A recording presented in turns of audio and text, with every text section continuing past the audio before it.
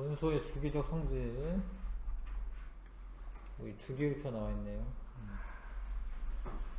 이게 좀 어렵잖아요. 그래서 이게 좀 재미가 있어야지 좀 하는 거거든요. 약간 흥미롭고, 이런 거야. 원자가 이렇게 되어 있구나. 이런 게 좀 재미가 있어야 되는데, 막 그냥 억지로 하면은 이제 하기가 싫어지잖아, 그렇죠? 그래서 어쩔 수 없어요. 이게 중학생들이 이런 거 하는 게 쉬운 게 아니기 때문에 좀 흥미를 가졌으면 좋겠다. 자, 그만하는 친구들도 나오거든요. 근데 그 학생들이 잘못하는 건 아니야. 그 학생들이 특별히 잘못해가지고 그만두는 건 아니거든요. 나중에 해도 됩니다, 사실. 나중에 해도 되고요. 하여튼 좀 흥미를 가졌으면 좋겠다, 이런 거지.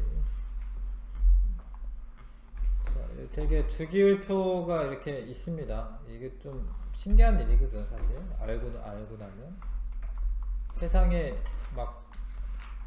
생명체도 그렇고, 지구에 있는 모든 물체도 그렇고, 원자로 되어 있는데, 그 원자가 어떤 규칙성을 가지고 있다라는 거고요. 그 원자가 이제 다 합치면은 이제 주기율표 상에서는 118개가 있거든요. 그냥 딸랑 118개만 가지고 막 뒤섞여 가지고 사람도 나오고 막 동물도 나오고요. 예. 몇 천만 가지 물질이 있거든요. 엄청 희한한 일이죠. 그거를 어떻게 잘 하면은 뭔가 새로운 물질이 만들어지고 진짜 대박 나고 막 초전도체 만들면 진짜 대박 나가지고 부자 되고 그럴 수 있는 거거든요. 화학이 그런 게 신기한 건데. 옛날 선생님이 무슨 연구를 했었거든, 선생님도. 연구를 하는데, 전기를 흘려주면은 이제 빛이 나는 거예요. 요즘에 이제 쓰입니다. 거의 한 20년 전에 선생님이 연구했었던 게 요즘에 막 쓰여요, 사실은. 20년 전에 막 실험실에서 만들어 이렇게 섞어가지고 만들면 빛이 나. 전기를 주면. 그러면 요즘에 휴대폰에 막 휘어지잖아요, 휴대폰이. 그런 게 이제 OLED라고 하는 물질이 들어가 있는 건데, 요런 거 개발하는 걸 했거든요. 그때는 이거 항상 거의 없었거든요. 그때는 한 1g을 만들면 그게 한 250만 원이야, 1g이면. 1g 이만큼밖에 안 되거든. 조금밖에 안 돼. 처음 만들었을 때는 그런 게 250만 원이 됐어요. 지금은 얼마인지 모르겠지만. 그래서 화학을 배우면 이제 새로운 물질을 만들 수 있다. 요런 게 이제 화학을 하는 목적이기도 하죠. 항암제 이런 걸 만들 수도 있고. 그래서 화학을 하면은 원자 이런 거 잘 알면은 물질에 관해서는 이제 화학을 모르면 물질을 어떻게 이야기할 수가 없거든요. 그런 게 원래 재밌는 건데. 주기율의 발견인데요. 18세기 초까지만 해도 원소는 20여 가지에 불과했다. 그러니까 발견된 거 말하는 거지. 발견된 거. 요런 건 원소다. 이렇게 딱 했었던 거. 18세기 후반에 많은 원소가 발견되면서 분류에 대한 관심이 높아져 갔다. 그러니까 이게 비슷한 애들이 있거든요. 원소들 중에. 그래서 최초의 원소의 분류는 라부아지에라는 사람이 했어요. 라부아지에는 원래 화학의 아버지다 이렇게 부릅니다. 라부아지에가 질량 보존 법칙을 발견했고, 그 다음에 원소와 화합물을 구분하는 이제 화학자였고, 라부아제가 수많은 업적을 남기는데 아내의 도움이 매우 컸다고 알려졌다. 진짜? 하여튼 라부아제가 막 귀족이야, 부자야. 그래가지고 실험기구도 많고 막 이래가지고요. 여러 가지 업적을 남겼죠. 근데 안타깝게 이제 프랑스 사람인데 뭐 이렇게 프랑스 혁명 때 단두대에서 처형당했다고 하더라고요. 예. 왜 그러니까 귀족이라 막 이렇게 너 부자지 이렇게 데리고 가서 죽이고 막 이랬거든요. 예. 그리고 죽었다고 하더라고요. 아무튼 라부아제가 그 당시 원소로 알려진 33가지 원소를 4그룹으로 분류를 먼저 합니다. 네, 1번 그룹은 이제 산소, 질소, 수소, 빛, 열. 사실 근데 빛하고 열은 원소는 아니거든. 근데 이 당시에는 이걸 원소라고 생각을 했던 거예요. 이 당시에는. 그 다음에 황, 인, 탄소, 염소, 플로린, 은, 코발트. 이거는 이제 이런 거는 금속들이죠, 그쵸? 그 다음에 이런 것도 사실은 원소가 아니야. 지금 알면. 지금은 이제 얘가 원소가 아닙니다. 화합물이야. 근데 그 당시에는 이거를 분해를 못 하는 거예요. 그러니까 분해가 되지 않는 걸 원소라고 하는 거는 라부아제도 알고 있어. 근데 그 당시 기술로는 분해가 안 됐기 때문에 요거를 이제 원소라고 이제 그룹을 집니다. 그래서 1번 그룹은 동식물, 광물에 포함된 원소, 2번 그룹은 산을 만드는 원소, 뭐 황산, 인산, 탄산, 염산, 뭐 플로리나 산 이런 거 만들 수 있거든요. 3그룹은 염기를 만드는 원소, 이런 금속들이 염기를 만들 수가 있고요. 4그룹은 염을 만드는 원소를 분류하였다. 근데 요런 애들은 사실 원소가 아닙니다. 화합물이죠, 화합물. 그쵸? 예. 근데 분류할 수가 없었기 때문에 원소로 취급을 했고, 빛과 열도 원소로 구분하였다. 지금에서 보면은 그렇게 큰 의미가 있지는 않지만, 어찌됐건 처음 분류를 하였다라는 데 의의가 있어요. 이렇게 비슷한 애들끼리 묶었다라는 데 의의가 있다. 그러다가 이제 데베라이너라는 사람이 새쌍 원소설이라고 하는 걸 이야기합니다. 괴테 화학 선생이었네요. 괴테 화학 선생. 근데 이제 그 당시 알려진 것들 중에 3개가 하나의 비슷한 애들이 있다라는 거거든요. 칼슘, 스트론튬, 바륨 비슷해요. 성질이. 요게 이제 비슷한 거는 이제 지금은 주기율표가 있으니까 금방 알 수가 있어요. 주기율표에 같은 족으로 있습니다. 같은 족으로. 칼슘, 스트론튬, 바륨. 그쵸? 요게 이제 같은 족이면 성질이 비슷하다. 우리 배우거든요. 그 다음에 예를 들어서 리튬, 나트륨, 칼륨 비슷합니다. 이 3개. 새쌍 원소설이라고 합니다. 이런 애. 플로린, 염소, 브로민 이런 것도 새쌍 원소에 해당하는데 비슷해요. 같은 족끼리는. 그거를 이제 발견하고 여러가지 좀 약간 물리량이 있거든요. 물리량을 얘랑 얘를 더해 그 반으로 나누면 얘가 나와요. 요것도 밀도도 얘랑 얘 더해 반으로 나누면 얘가 나옵니다. 가운데 거. 그러니까 이게 어떤 규칙성이 있다라는 거예요. 그냥 마구잡이는 아니다라는 거지. 밀도를 볼까요? 1.54 더하기 3.66 나누기 2.6 나오죠, 그쵸? 예. 그러니까 얘가 밀도든 뭐 원자량이든 녹는점이든 이게 뭐 순차적으로 증가한다? 뭐 그런 거를 이제 알아냅니다. 예.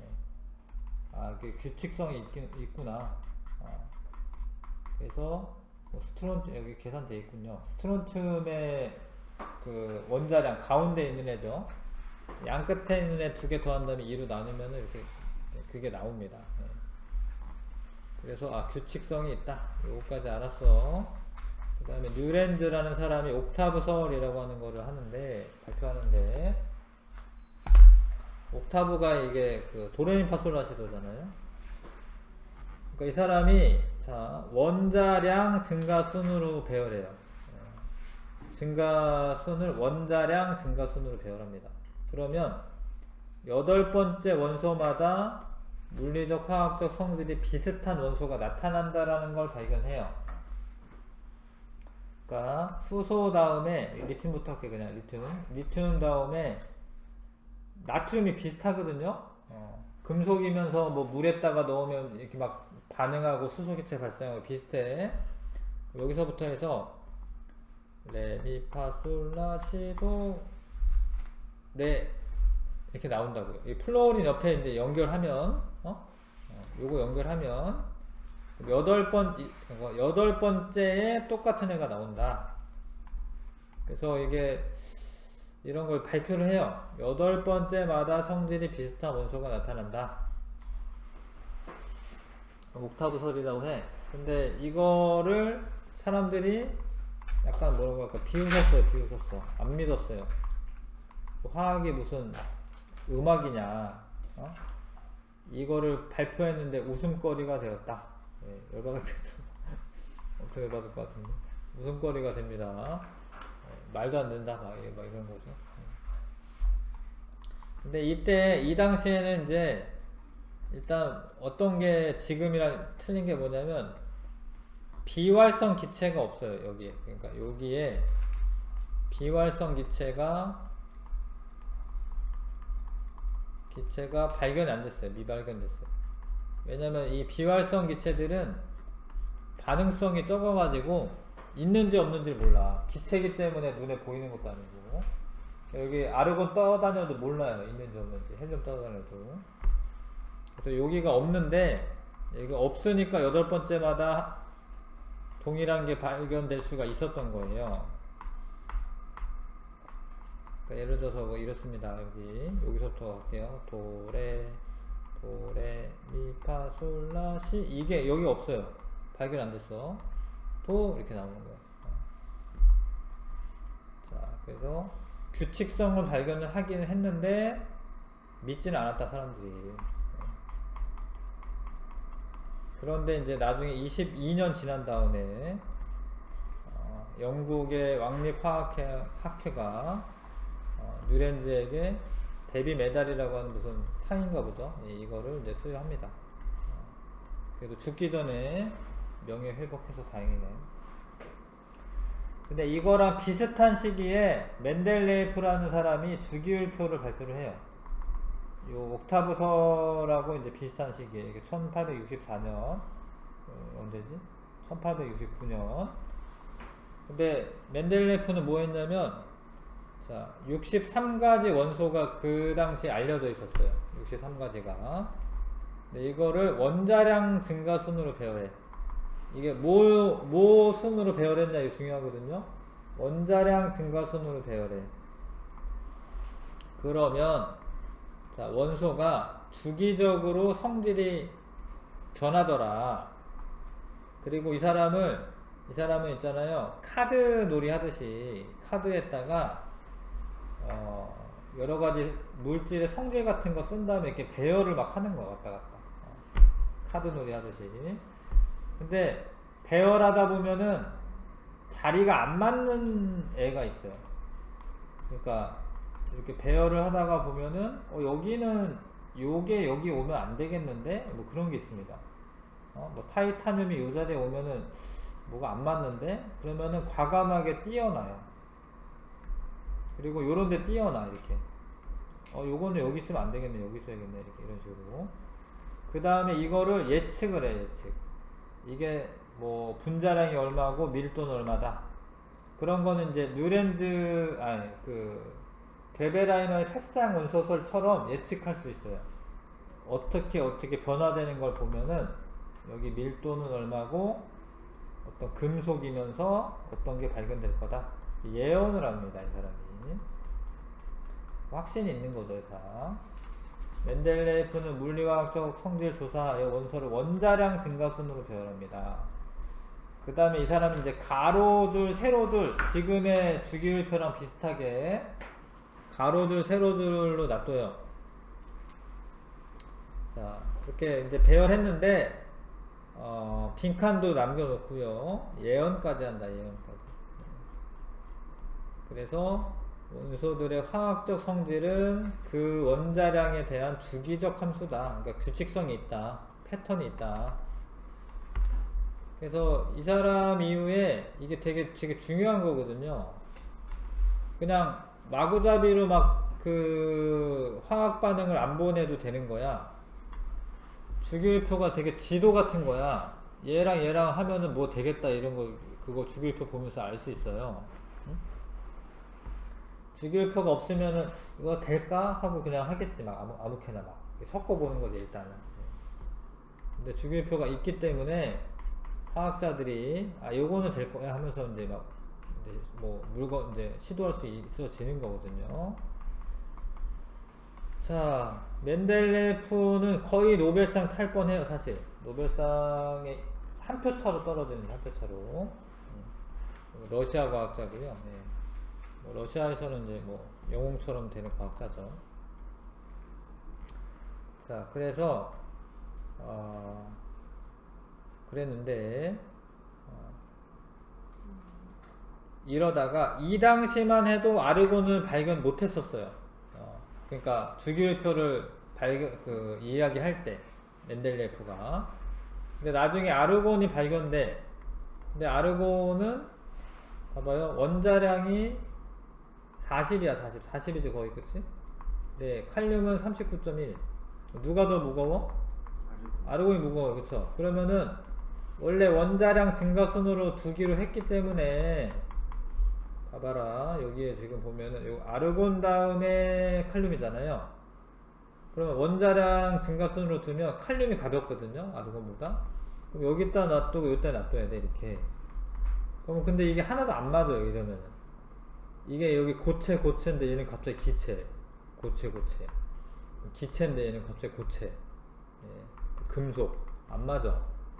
그래서 뭐 이 사람이 거기 사이에 안 두어. 그러니까 요게 예외적인 경우들이 이렇게 몇 군데 나타나는데 이거는 그냥 잘 모르겠다. 원자량 순으로 배열했을 때 잘 안 맞는 부분이 있네. 인정해. 이게 잘한 거야. 자기 우기지 않고 아 이거는 뭐가 이상하네요. 뭐 인정해. 자, 잘한 거고. 근데 현대적인 주기율표와의 차이점이 뭐냐면 멘델레이프는 원자량 순으로 배열한 건데 근데 이게 왜 달라지냐면 중성자수 때문에 달라지는 거예요. 네. 원자의 질량이. 근데 화학적인 성질은 중성자수가 중요한 게 아니라 원자 번호, 즉 양성자수가 중요하거든요. 그래서 그거를 이제 알아낸 사람이 모즐리라는 사람입니다. 모즐리가 원자량 순서가 아니라 러더퍼드 제자인데 모즐리도 양성자수가 중요하구나 이걸 알게 돼. 양성자수를 봐봐요. 양성자수를 원자 번호로 정합니다. 양성자가 하나 있으면 1번, 두 개 있으면 2번 이렇게 정합니다. 그리고 다시 배열하면은 주기적인 성질이 잘 맞아요. 그래서 모즐리 이후에 현대적인 주기율표가 되는 겁니다. 모즐리가 이제 현대적인 주기율표를 완성한 거죠.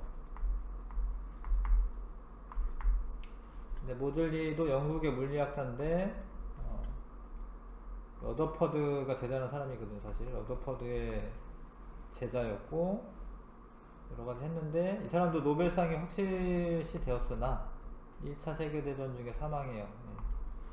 전쟁터에 나갔다가 죽습니다. 근데 죽은 사람한테 노벨상을 안 줘요. 산 사람한테만 주거든요. 그래서 안타깝게 됐지. 자, 멘델레이프가 예언을 했던 것들이 있어요. 뭐 에카 알루미늄, 갈륨이라고 해서 발견됩니다. 뭐 한 몇십 년 지난 다음에 발견됩니다. 에카 규소, 절마늄 발견됩니다. 근데 예상한 값이랑 어때요? 거의 비슷해. 그쵸? 예상한 값이랑 거의 비슷하게 발견된다. 자, 모즐리까지 해서 현대적인 주기율표가 완성이 된 거예요, 이게. 근데 잘 보시면 여기 맨 끝에 보면 여기가 이제 118번이고, 그쵸? 요 밑에 있는 게 맨 끝이 아니죠? 여기 밑에 있는 거는 103번이잖아요, 그쵸? 근데 이게 원래 요 줄이 란타난족과 아키움족이 요 사이에 이렇게 들어가야 돼요 원래. 근데 이걸 집어넣으면 너무 길어, 이렇게 너무 길어지잖아. 그래서 뭐 책에 실기도 어렵잖아. 어? 그래서 요거를 여기다가 빼는 거예요. 118번이 제일 마지막이 맞습니다. 그리고 7주기까지 있는 거, 7주기. 이거 8, 9주기 아니야. 요거 여기 사이 들어가는 거거든, 이렇게. 7주기까지 존재하고, 족은 18조까지 있고요. 그 다음에 요 파란색으로 있는 요거는 2016년이네. 최근에 추가된 원소예요. 여기를 만들지 못하고 있다가 만들었어요. 니호늄을 일본에서 만들었어요. 일본. 자기네 이름 넣어놓은 거죠. 니호늄. 그런 것들이 많죠. 뭐 프랑슘 뭐 이런 것도 있고요. 여기 프랑슘 뭐 이런 것도 있고요. 뭐 아인슈타이니움 뭐 이런 것도 있어요. 그런데 이제 우라늄까지는 천연원소예요. 천연원소. 우라늄보다 원자번호 큰 것들은 인공적으로 만든 거예요.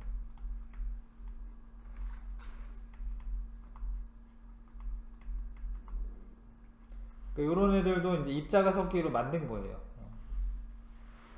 92번보다 이제 초과가 되면요, 이제 사람들이 이제 입자가 섞기로 만든 겁니다. 자, 대충 아시겠죠? 그 다음에 이제 전체적인 그림을 보면, 초록색이 금속 원소인데, 요거도 알고 보면 금속 원소일 거야. 금속 원소가 엄청 많아요. 그쵸? 금속이. 그리고 비금속이 요만큼인데, 금속 아니면 비금속이기 때문에 사실 여기 준금속들도 비금속 취급하시면 되고, 아무튼 요만큼은 준금속. 금속이랑 비슷한 점이 좀 있다. 그 다음에 나머지는 다 비금속. 비금속 중에 수소만 예외적으로 이제 요 1쪽에 해당합니다. 그리고 여기는 이제 요 18쪽은 비활성 기체라고 하죠. 비활성 기체. 비활성은 활성이 없다. 뭐 막 반응하고 뭐 이러는 거 없다. 비활성.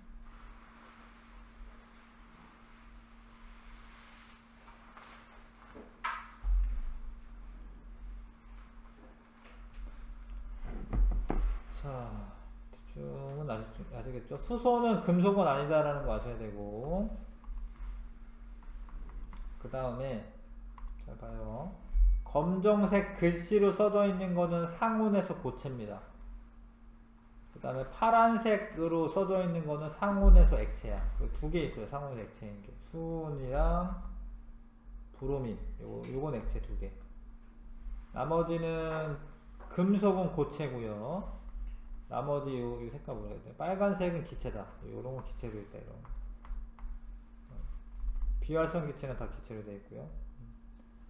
요 네 개는 이제 아직은 성질을 잘 몰라요, 사실.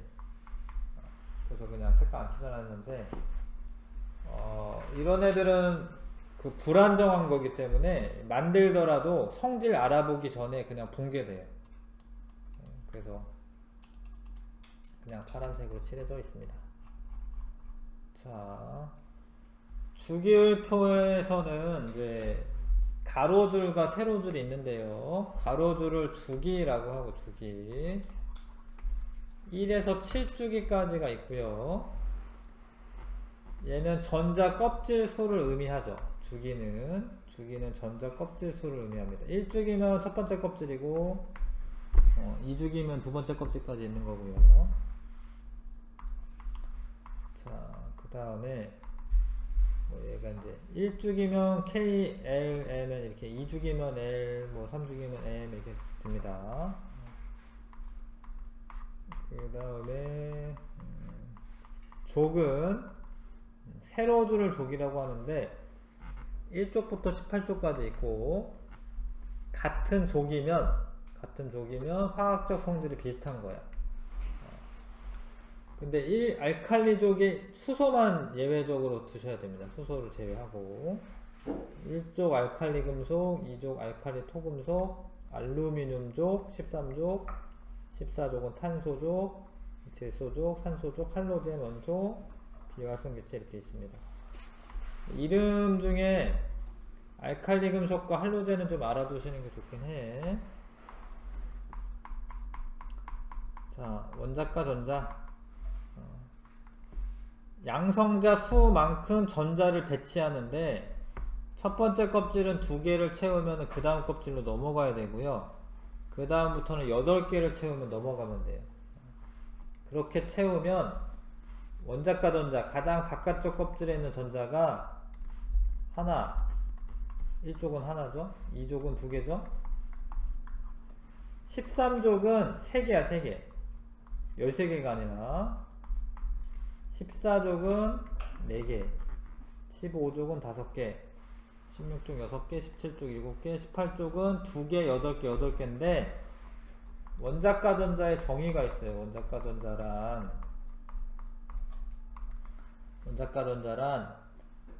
바닥 상태에서 가장 바깥 전자 껍질을 채우는 전자수인데요. 근데 그러면서 또 뭐 해야 되냐면 화학결합에 관여해야 돼. 그런 전자를 원자과 전자라고 해요. 근데 18족 원소에 있는 전자들은 화학결합에 관여하지 않아. 그래서 원자과 전자 여기는 그냥 빵으로 둡니다. 8로 안 하고 2나 8로 안 하고 빵으로 합니다.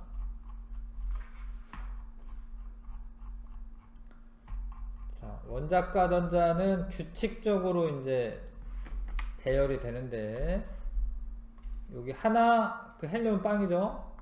리튬 하나, 둘, 셋, 넷, 다여, 일곱, 또 빵.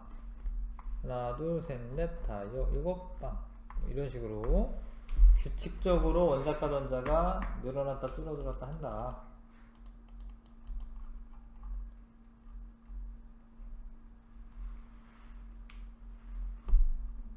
자, 우리가 그래도 오비탈을 배웠잖아요. 오비탈에서 잘 들어. 요쪽 2줄이 s오비탈 자리야.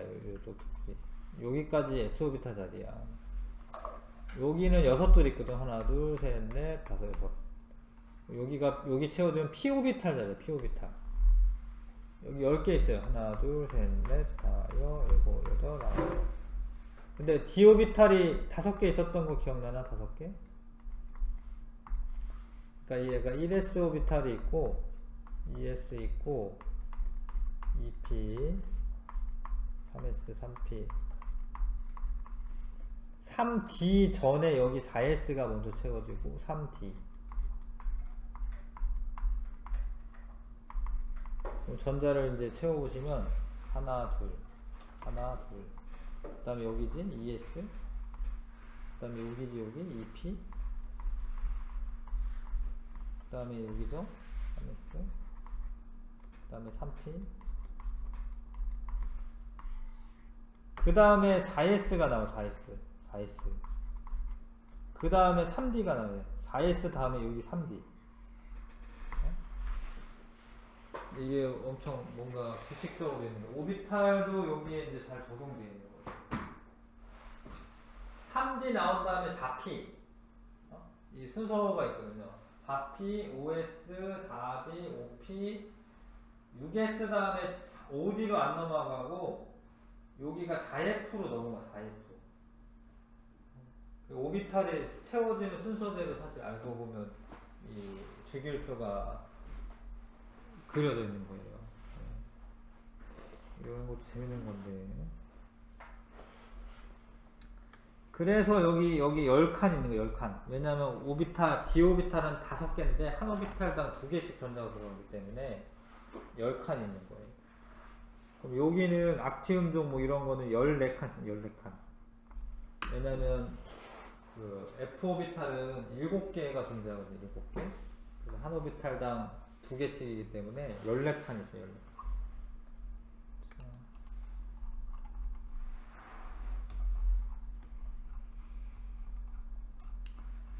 전형 원소나 전이 원소는 이거는 사실 고등학생들한테는 잘 안 나오는 거예요.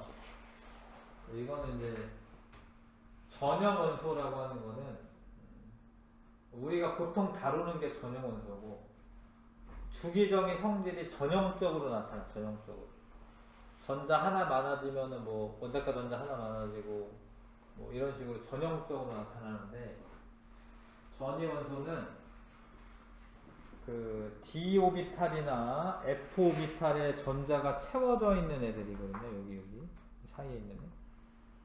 근데 요거를 여기는 여기까지 이렇게 했는데, 근데 뭐 일반화학책 이런 데 보면 여기까지 그냥 전이 원소를 하거든요. 여기까지 이렇게.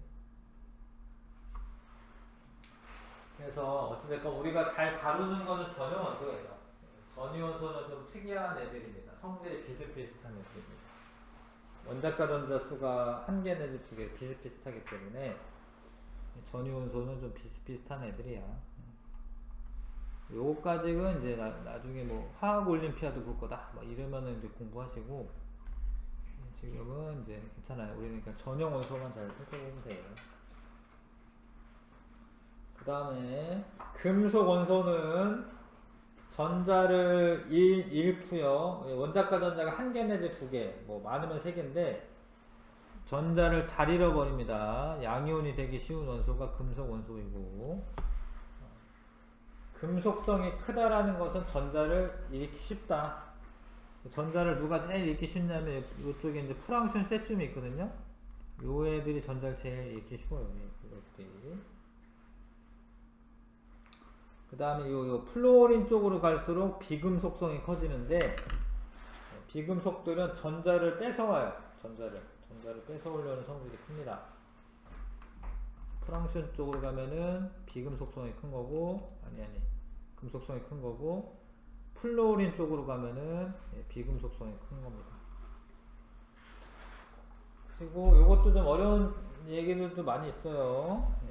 준금속에 해당하는 거는 이제 뭐 붕소, 규소, 절마늄, 뭐 비소 뭐 이런 애들이고요. 특히 이제 실리콘이죠. 규소와 절마늄은 반도체 칩에 많이 쓰인다. 금속 중에 산과 염기 모두 반응하는 애들은 양쪽성 원소라고 하는데, 아라주납은 양쪽성 원소다. 알루미늄, 아연, 납주석. 자, 모즐리가 조금만 쳤다 할까요? 이거는 잠깐 쳤다 하겠습니다. 칸 좀 채우면서 복습하고요. 라부아제는 당시에 알려진 33가지 물질을 4그룹으로 분류하였다. 데베라이너는 이제 새쌍 원소설이라고 합니다. 그래서 이제 이 3개가 한 쌍을 이뤄서 뭐 비슷한 그런 원소들이 있더라. 그래서 새쌍 원소라고, 새쌍 원소. 뉴렌즈는 당시에 발견된 원소들을 원자량 순으로 배열합니다. 원자량 순으로. 그랬을 때 그 주기적인 성질이 나타나더라. 그 다음에 멘델레프죠. 멘델레프. 이 사람도 원자량 증가 순으로 놔두는 거예요. 그 다음에 이 사람은 이제 주기율표를 그리고 가로줄, 뭐 주기, 세로줄은 족, 뭐 이렇게 분류를 합니다. 현대적인 주기율표의 이제 토대가 되는 거죠. 근데 이제 문제점이 있었는데, 그걸 해결한 사람이 모즐리고, 원소를 원자 번호 순으로 나열합니다. 근데 원자 번호가 양성자수예요. 양성자수.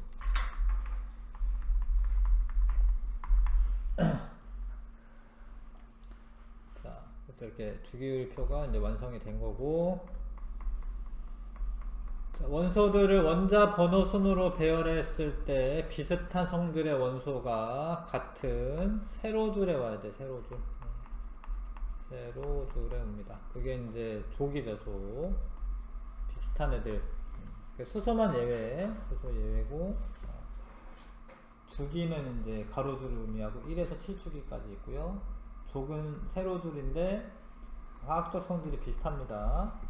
화학적 성질이 비슷한 이유는 원자과 전자수가 같기 때문에 그래요. 자, 주기적으로 나타나므로 무슨 성질이 비슷한 화학적. 자, 1쪽에서부터 18쪽까지 있고, 자, 금속 원소는 전자를 잃고 양이온이 되기 쉽다. 비금속 원소는 전자를 얻어서 음이온이 되기 쉽다. 자, 그래서 그렇고요. 준금속이라고 하는 애들 있다. 붕소, 규소, 절마는 비소 이런 거는 준금속. 이런 건 요즘에 반도체 소재에 쓰이는 거고요. 알루미늄, 아연, 주성, 납 이런 거는 산과 염기 모두 반응해서 수소기체 발생하는 것을 양쪽성 원소라고 합니다. 양쪽성 원소라고 하는 게 있다. 산과 염기 모두 반응하는 게 있어요.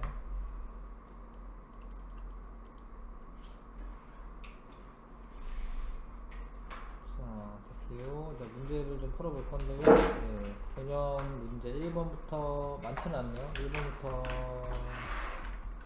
4번까지밖에 없네요.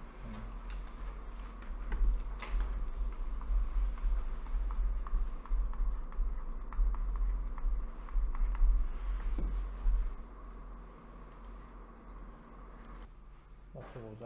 자, 가라에, 이거는 근데, 예전에 배웠던 거긴 한데, 아무튼, 잘 봐요. 경향성을 보는 겁니다. 리튬, 나트륨, 칼륨이잖아. 그쵸? 물과 반응을 빠르게 해, 리튬이. 얘는 격렬하게 해. 여기 이렇게 내려갈수록 어떻게 전자를 잘 주는 거거든, 사실 이거는. 뭐라고 해야 되지, 이거는? 거의 터집니다, 이게. 칼륨은요, 폭발적으로 반응해. 뻥 터져, 이게. 얼마 전에 실험했었는데. 빠르다, 격렬하다, 매우 격렬하다.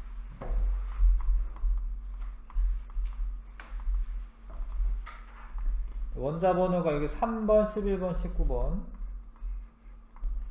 일단 염화물은 염소 화합물인데요.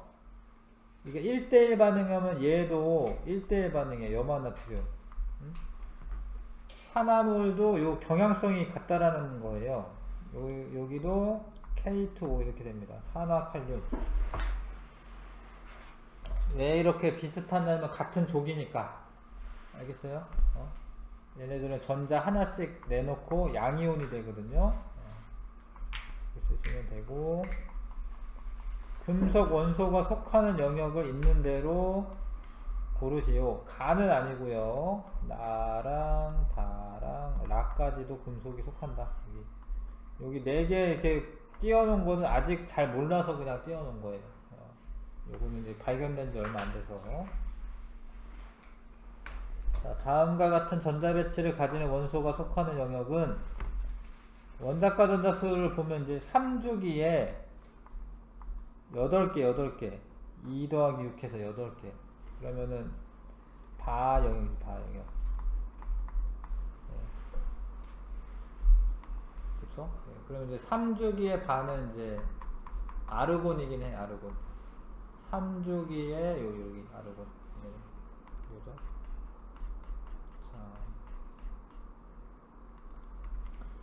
A의 족은 요게 2라고 해서 2족이 아니야. 이거는 여기는 요거는 18쪽이 18쪽. 왜 그러냐면 헬륨인데 헬륨 18쪽입니다. 18쪽이고 주기는 1주기죠. 1주기. 요거는 이제 2 더하기 2에서 4인데 4족이 아니라 14족 14족 2주기. 요렇게 끝에 가장 바깥쪽 껍질에 지금 2 더하기 6이면 8이지 8. 요것도 18쪽 2주기. 요거는 이제 세 번째 껍질에 지금 전자 2개 있다는 소리거든요. 얘는 2족이죠. 2족에 3주기. 자, 요거는 요 끝에 자 3D보다 이제 4S랑 4P가 가장 마지막 껍질이에요. 요게 2랑 1도에서 3개인데 원자과 전자 3개 있으면 13족이에요. 13족 4족이. 자, 그 다음에 어떤 원소의 족은 그 원자의 무엇에 의해 결정되느냐. 원자과 전자수. 원자과 전자. 주기율표의 주기는 그 주기에 속한 원소의 무엇과 같으냐. 껍질수. 전자 껍질수.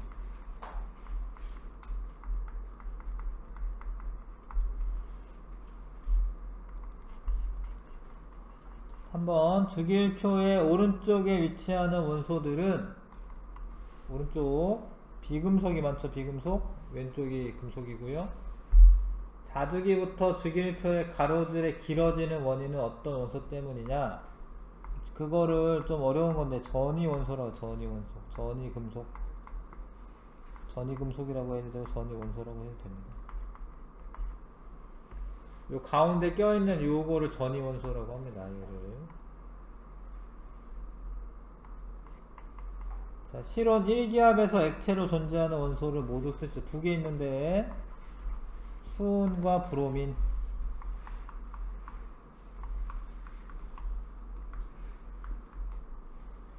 실온 1기압에서 기체로 존재하는 원소는 비금속이죠. 금속은 수온을 제외하고는 다 고체로 존재하기 때문에 기체로 존재하는 애들은 비금속이다. 개념 적용 문제도 할게요. 1번부터 해서 고난도만 빼고 얼마 안되네. 6번까지.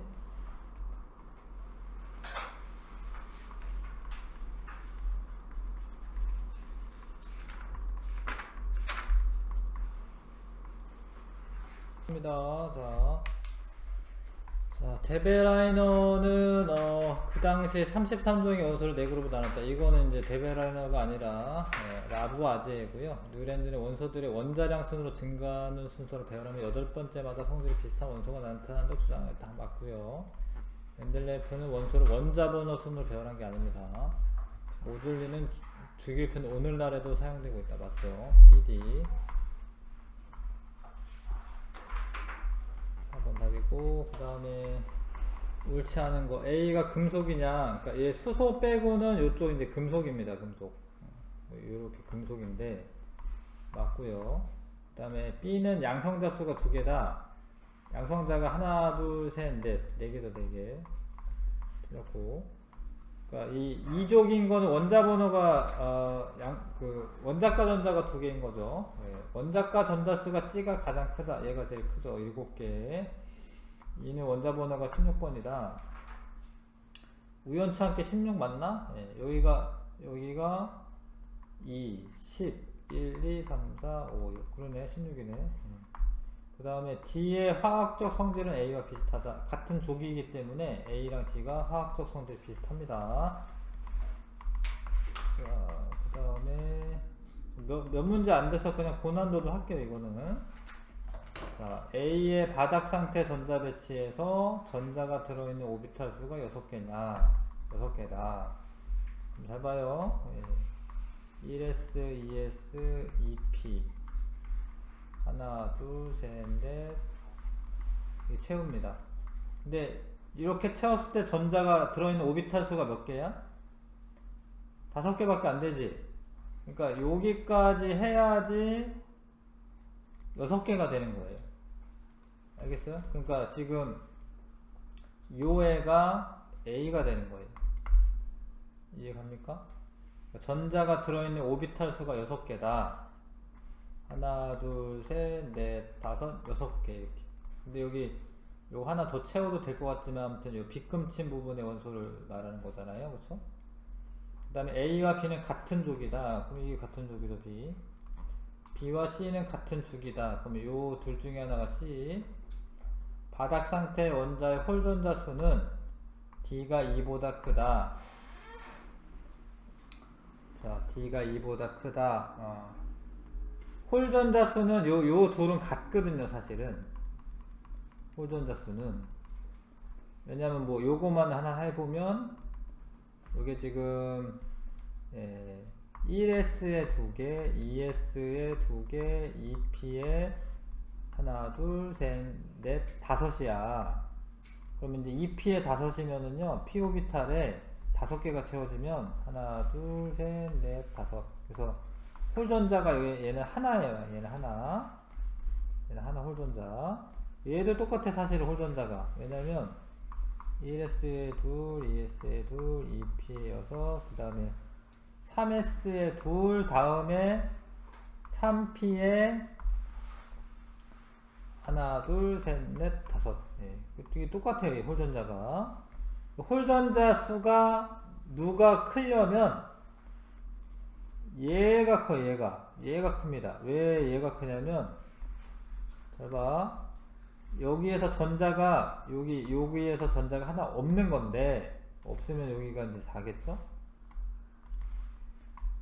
그럼 여기에 p 오비탈에서 하나, 둘, 셋, 넷, 그러면 여기 안 채우겠죠, 이렇게? 홀전자가 몇 개야, 이렇게 되면? 2개야. 얘가 홀전자가 더 큰 거야. D가 2보다 크다. 그럼 여기 D고, 여기 2구요. 둘 중에 하나가 C였는데 얘가 C겠죠. 어렵지만 이렇게 매칭하는 거고요.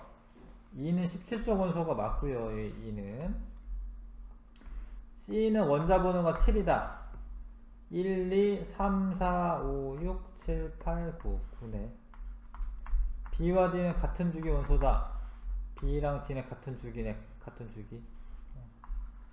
기억 디귿. 기억 디귿 뭐죠? 4번. 답 4번 맞습니다.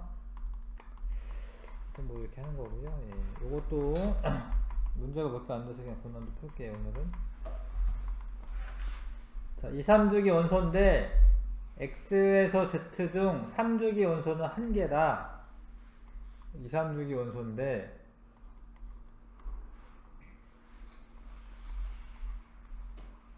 이렇게 있는데 하나, 둘, 셋, 넷, 다섯 이렇게 있습니다. 2주기, 3주기. 자, 3주기는 하나다. 이 중에서 X, Y, Z 중에서. 그 다음에 Y의 원자과 전자수는 4개다. 원자과 전자수가 4개려면 1, 2, 3, 4 여기 14조. 여기 Y가 있습니다. X와 Z의 바닥상태 전자 배치에서 자, P 오비탈 분의 S 오비탈 전자수가 모두 1이다. 자, 이렇게 되려면, 잘 봐요. 그러니까 1S에 2개, 2S에 2개, 2P에 4개. 그러면 저거를 만족하죠. P 오비탈에 있는 전자수가 4개고 S 오비탈에 있는 전자수가 4개면 되지, 그치? 그럼 요런 애가 누구냐면 뭐 산소죠, 산소. 요런 애가 산소입니다, 산소. 그 다음에 이제 뭐 산소. 그 다음에 1S에 2개, 2S에 2개, 2P에 6개, 3S에 2개. 이러면 66 되는 거, 66. 그러면 이제 1이 되는 거지, 그쵸? 요런 애가 누구냐? 베릴륨, 마그네슘 뭐 이렇게 되네. 얘가 마그네슘 이렇게 됩니다. 그 다음에, 잘 봐요. 그 다음에 3주기는 한 가지라고 했어요. 근데 얘가 3주기거든, 얘가 3주기. 얘가 3주기고,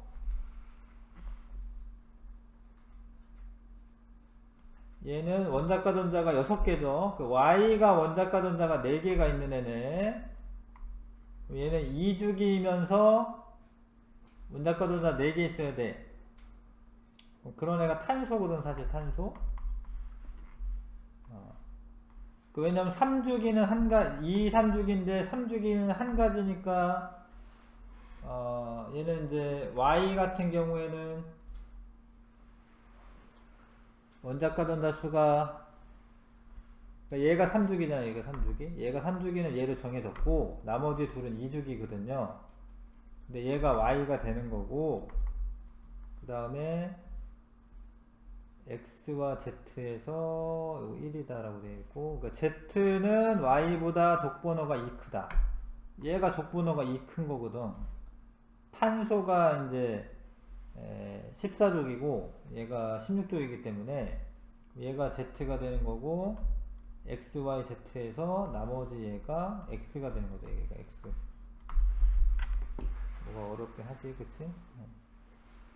자, 아무튼 y는 2주기 원소이다. y가 탄소이기 때문에 2주기 원소가 맞고요. x는 금속이다. 마그네슘 금속이거든요. 맞고요. z의 원자과 전다수 6개다. 산소 원자과 전다수 6개지. 6개지, 6개. 다 맞네. 5번.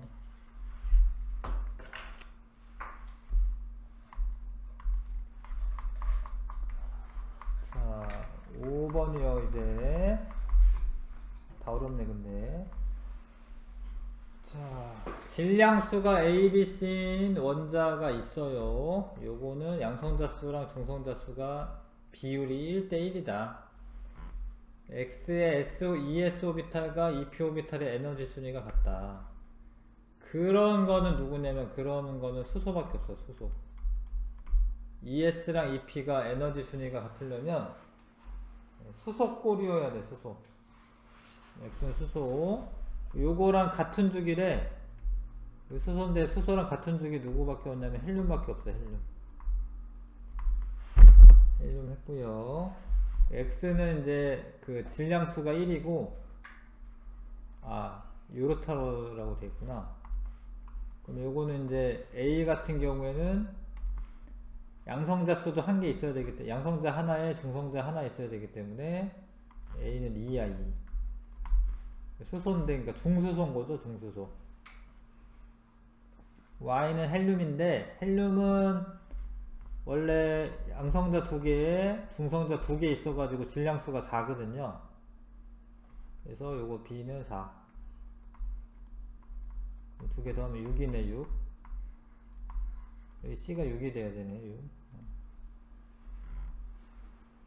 C가 6이려면 탄소입니다. 탄소. X는 2주기 아니고요. X 수소니까 1주기. Y와 Z는 같은 조국이다. 같은 족 아니죠. Y 같은 경우에는 헬륨이고요. 18족. Z는 16족. 비금속 원소 두 가지다. 수소 비금속, 산소 비금속, 헬륨도 비금속. 탄소지, 탄소비 아니고. 이거 탄소. 내가 제대로 했나 다시 봐야겠는데. X는 2족이고요. 아니고요. Y와 Z는 같은 족이다. Y는 4잖아. Y가 4. 아니구나. Y가 4니까 아니고요. Y가 헬륨이었구나. 미안. 헬륨. 아니고. 비금속은 두 가지다.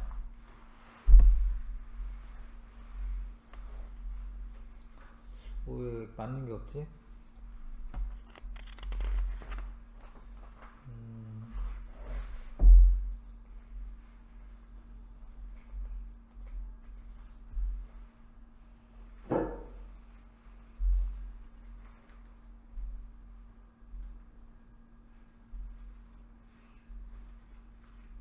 뭘 잘못한 것 같네요. 다시 볼게요. 예.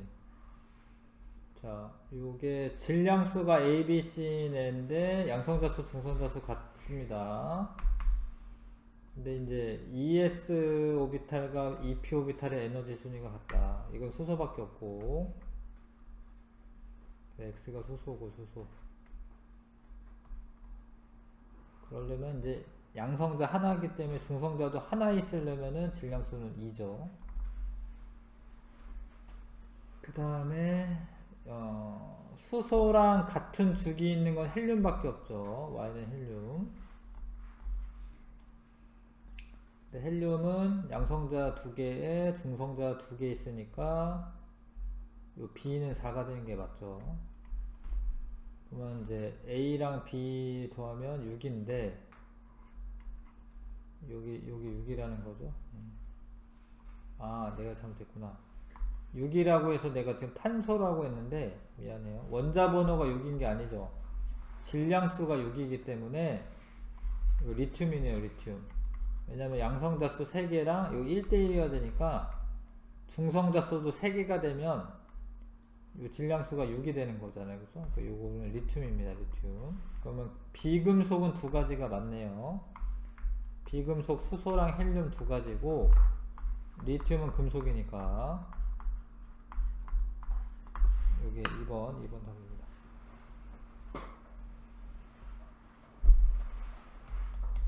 요거를 이제 원자번호로 이제 잘못 풀었네. 이거는 원자번호가 아니었는데.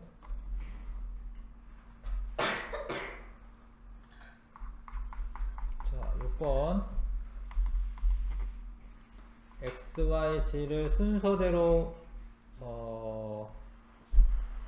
나타냈고요. 가나다 영역에 속한다 이렇게 되어 있고요. 네, XYG. 원자 번호는 얘가 제일 커야 된다. 그러면은 뭐 얘는 3주기라는 소리입니다. 3주기. 왜냐면 여기 있으면은 여기 있는 애가 클 수도 있으니까 X가 3주기라는 소리고 나머지 둘은 2주기. XYG 원자과 전자수는 각각 2, 5, 6이다. 원자과 전자수 2면은 여기 3주기에서 2면은 얘인데 X가 요 자리고요. 그 다음에 Y는 5 여기인데 여기 Y 자리. Z는 6 여기네. 요 자리. 자, X는 3주기 2족 원소이다. 맞고요.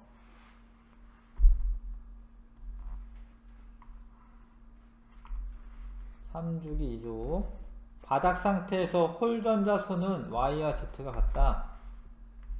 같지 않죠. Y 같은 경우에 15족인데 하나, 둘, 셋 이렇게 3개 있어요. 홀 전자가 Y는. 근데 Z는 요거 하나 더 산소거든요. 산소 하나 더 있어요. 이렇게 홀 전자수 같지 않지. 얘는 3개, 얘는 2개. 안정한 이온이 될 때 원자가 잃거나 얻는 전자수는 X는 하나를 잃어버릴 거고요. Z는 2개를 얻을 거야. 2개. 18쪽이 되려면 2개 얻어야 되거든. 같은 거는 아니지. 1번.